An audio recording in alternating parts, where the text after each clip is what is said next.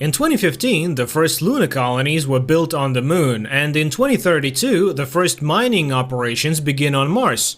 In 2040, the newest spacecraft, Event Horizon, goes to explore the boundaries of the solar system and disappears behind the planet Neptune. 7 years have passed. Dr. William Weir wakes up from a nightmare, the sight of a wrecked ship and the dead bodies of spacemen. On his table is a collection of photographs of a young woman named Claire, whom he misses. Having cleaned himself up, the man goes on board the rescue spacecraft Lewis and Clark, which is sent on a secret mission. However, the astronauts themselves do not understand what could be secret on Neptune. The captain gives final orders, and the crew prepares for sleep in stasis. Other doctors examine him. He is injected with a substance that helps the body cope with overloads, and the capsule closes. It takes 56 days on the road, and one day Weir hears his name through the dream and wakes up. He gets out of the capsule and looks around. All the crew members are asleep, but the voice continues to sound. He goes out to the control room, sees a woman in the pilot seat, and recognizes his Claire. But at this moment she opens her eyes with empty sockets. He starts screaming, and it turns out that he's dreaming this nightmare, and he's still locked in the capsule. The crew doctors release the man and make fun of him. This happens to everyone on their first time. Weir goes to the bridge, where the entire crew is already gathering. Lieutenant Peters is watching video footage with her young son, and noticing this, Captain Miller apologizes to the woman. He tried to find a replacement for her, but the deadlines were too short. Then he introduces the doctor to the team. Senior Assistant Stark, Justin is a service engineer, funny guy Cooper, jack of all trades, Peters is a medic, the pilot is Smith, DJ is a doctor.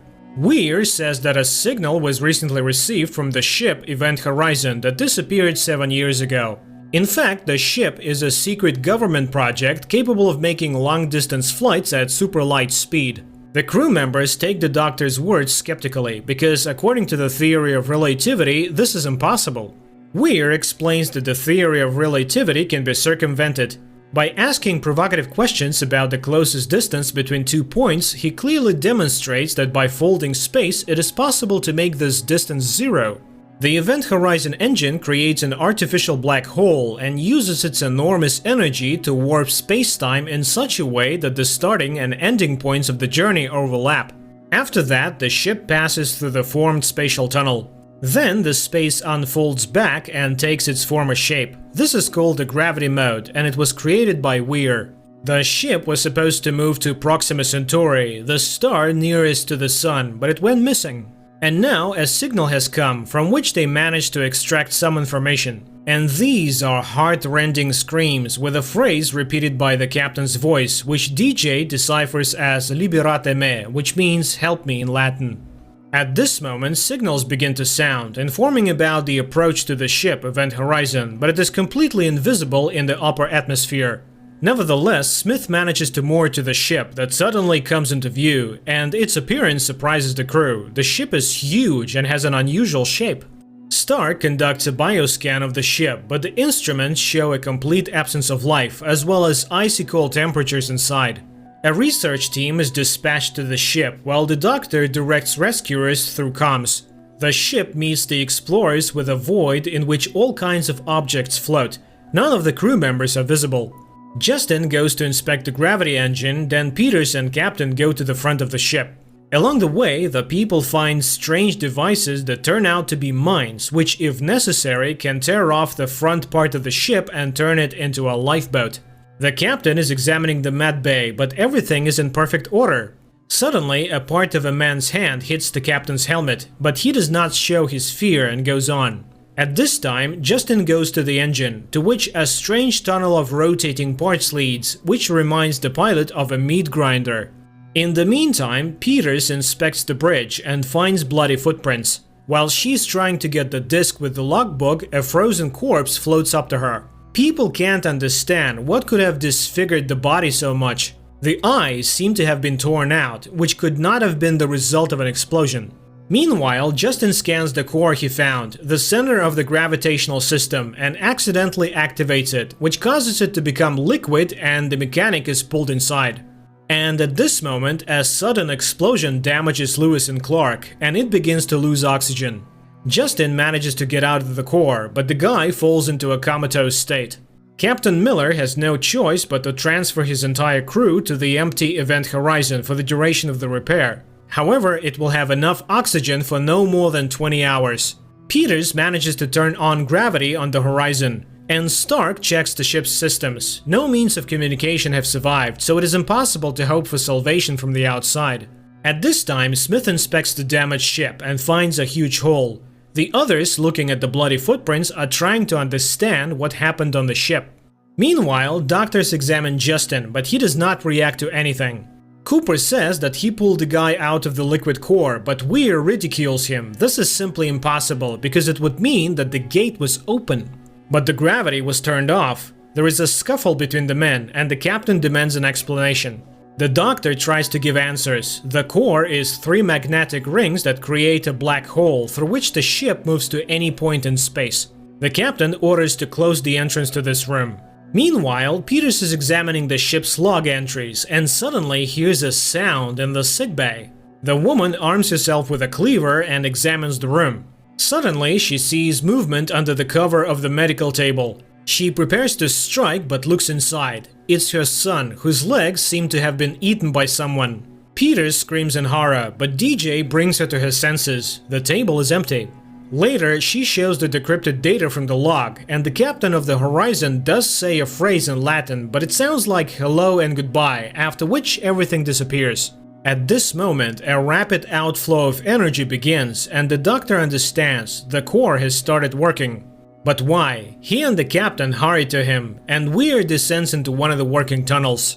At this time, Justin, waking up, talks about the darkness that is already coming. Weir finds a short circuit, but hears his wife's voice again. The space around him begins to visually change, which leads to fright. The man tries to call the captain for help and sees Claire without eyes, who calls to him to stay with her. At the same time, the captain sees a burnt man coming out of the liquid surrounding the core.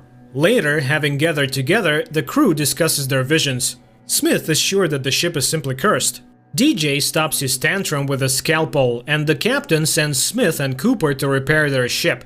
After that, Stark tries to explain to the captain that the ship somehow reacts to people as if it was a living creature.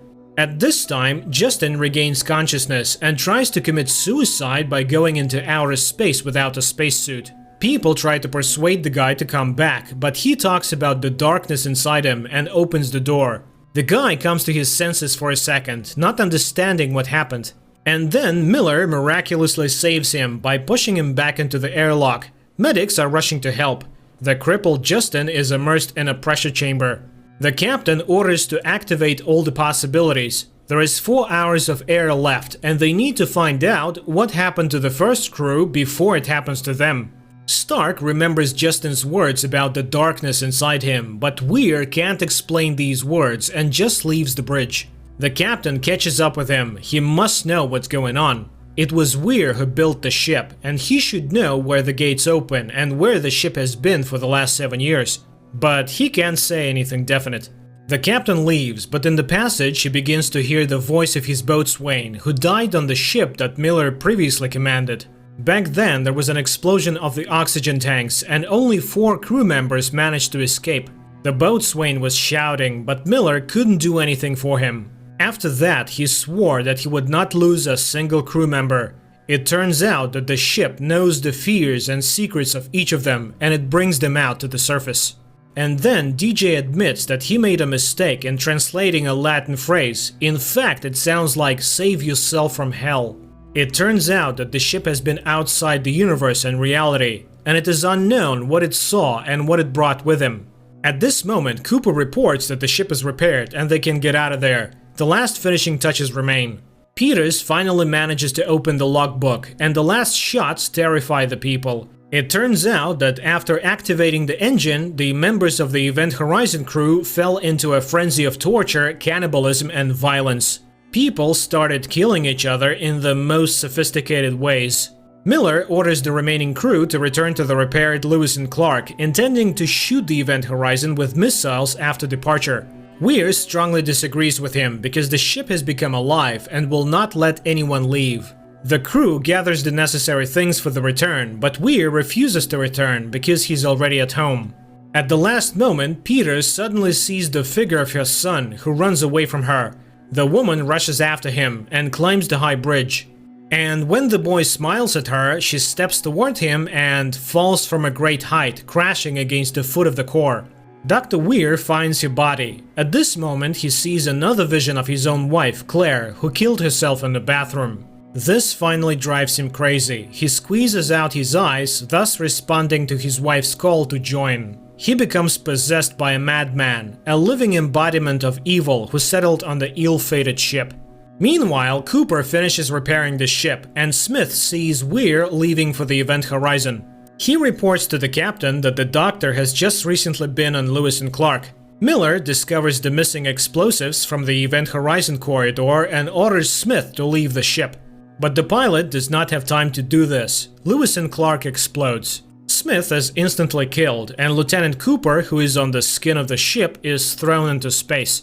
The man comes up with a way to return to the ship. He needs to puncture his oxygen tank and thus direct himself to the event horizon. Miller warns DJ, working in the medbay, about the danger coming from the Weir, but he does not have time to do anything.